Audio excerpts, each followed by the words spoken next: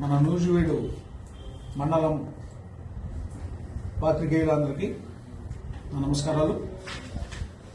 ఈ పత్రికా సమావేశానికి ముఖ్య కారణం ఇటీవల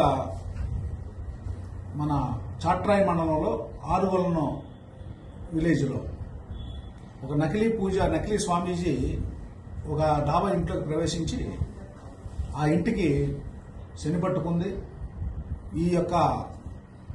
ఆ శని వల్ల ఆ యొక్క అల్లుడు గారు చనిపోతారు, ఆ ఇంటికి ఉన్న అల్లుడు గారు చనిపోతారు, అలాగే పిల్లాడు కూడా చనిపోయే అవకాశం ఉందని చెప్పి ఆ యొక్క లోపల ఉన్న మహిళల్ని భయపెట్టి ఇది కనకదుర్గమ్మ తల్లి యొక్క యంత్రాలు పెట్టి పూజ చేస్తే దానివల్ల వాళ్ళకి ఆ యొక్క అపాయం తప్పుతుందని, ఆ ఫ్యామిలీ సురక్షితంగా ఉంటుందని చెప్పి మాయమాటలు చెప్పి వాళ్ళ దగ్గర నుంచి 61,000 రూపాయలు తీసుకొని మళ్ళీ అక్కడి నుంచి ఉడాయించడం జరిగింది.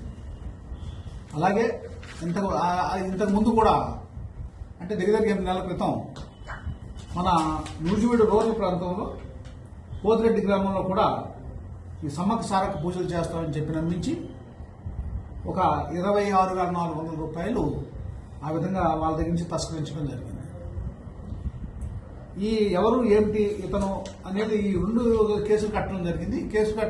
దర్యాప్తు చేస్తున్న సమయంలో మన చాట్రాయి ఎస్ఐ గారు వాళ్ళ యొక్క సిబ్బంది అలాగే మన నూజివీడు రూరల్ సిఐ గారి యొక్క ఆధ్వర్యంలో సాంకేతిక పరిజ్ఞానంతో మనము ఇది ఎవరనేది మనం తెలుసుకున్నాము.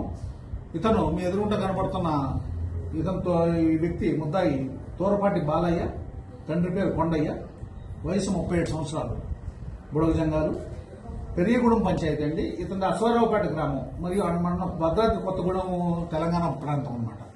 ఇతను ఎక్కువగా ఏంటంటే ఈ సత్తుపల్లి, అశ్వారావుపేట, నూజివీడు, చాట్రాయి మండలం, ముస్లిం మండలం ఎక్కువగా తిరుగుతూ ఉంటాడు. తిరిగి ఇలాంటి పనులు చేస్తూ ఉంటాడు. దాని మీద ఏంటంటే మనకు తెలిసి 2 కేసులు రిజిస్టర్ అయ్యి ప్రజలు ఇచ్చిన రిపోర్ట్ మీద దాని మీద ఈరోజు మన చాట్రాయి ఎస్ఐ గారు ఇతన్ని అరెస్ట్ చేయడం జరిగింది. అరెస్ట్ చేసి అతని దగ్గర నుంచి ఏదైతే ఈ యొక్క సొమ్ము బాధితులు పోగొట్టుకున్నారో దాన్ని రికవర్ చేయడం జరిగింది. అది మీ ముందు ప్రదర్శించడం జరుగుతుంది.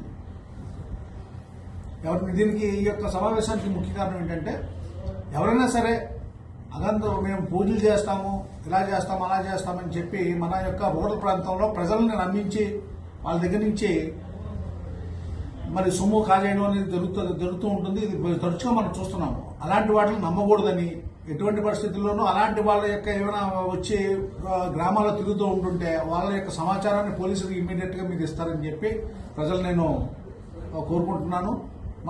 ఈ యొక్క పత్రికల ద్వారా ఈ విషయాన్ని ప్రజల్లో బాగా సబ్స్క్రైబ్ చేస్తే ఇలాంటి కేసెస్ మనకి జరగకుండా ఉంటాయి, ప్రివెంట్ అవుతాయని చెప్పి నా మనవి. Thank you.